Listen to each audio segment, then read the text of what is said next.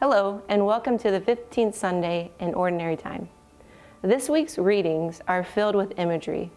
In the first reading, we hear of God who desires to pour forth His blessing upon mankind, as like the rainfall. And then in the Gospel, we hear the parable of the sower, right? The sower of the seeds. One seed fell on rocky ground, the other on thorns, and then the third on rich soil. But what we also hear in this week's liturgy is the futility of man. That since the fall of man, man has struggled with spiritual deafness, spiritual blindness, lack of understanding. And so our soil is rocky and thorny. And Christ has to uproot those rocks and those thorns so that our soil can become rich, so that He can produce abundant fruit. And this rich soil can only be brought about through a grafting on to the life of Christ. For every Christian, we're called to imitate Christ, to follow His example, to live the passion, death, and resurrection with Christ, in Christ, all of our sufferings united to His passion, death, and resurrection.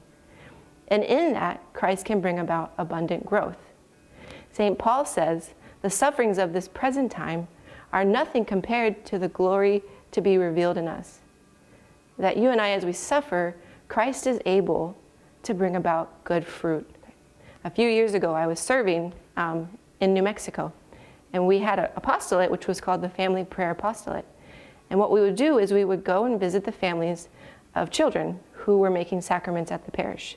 So a few sisters and a priest would go and we'd pray with them. Well, one of the questions we would always ask to begin was, is there a time in your life when you knew that Christ was really present to you?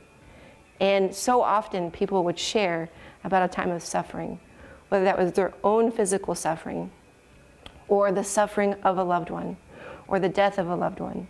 They would all recount these stories of suffering and how they could see how close Christ was to them, how close God was to them. And the same is true for us. In our sufferings, Christ purifies us and brings us closer to Him. We can unite our sufferings to Him. And in that, He makes rich our soil, and that brings about abundant fruit. So this week, I encourage you to do two things. First, ask God to reveal to you the stones and the thorns in your heart that are keeping you from Him. And then the second, to give those to Him and ask Him to produce abundant fruit in your life. I'm praying for you and pray that your Sunday is blessed. God bless.